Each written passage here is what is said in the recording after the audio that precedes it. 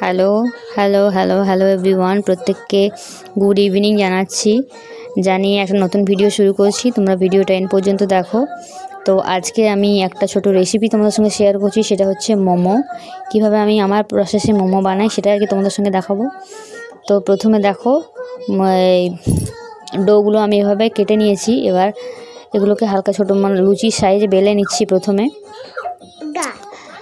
তো তোমরা ভিডিওটা কিন্তু দেখো, স্কিপ করবে না। যারা মোমো বানাতে পারবে না তারা কিন্তু এই প্রসেসে অবশ্যই বানিয়ে নিতে পারবে নিজে থেকে।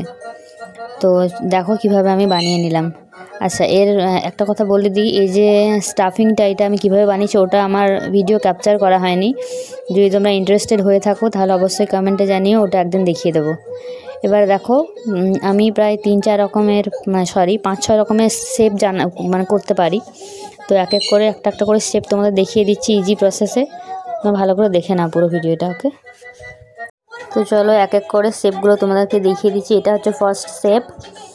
তো অ্যাকচুয়ালি না অনেক দিন মোমো বানানো হয়েছিল না, তো অনেক দিন পর আমি আবার একবার ট্রাই করলাম।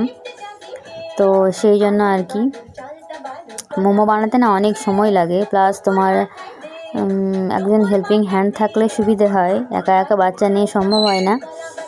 তো আজকে মনে হচ্ছিল খাওয়াবো সবাইকে বাড়ির, তো সেই জন্যই আমি মোমোটা আজকে বানালাম।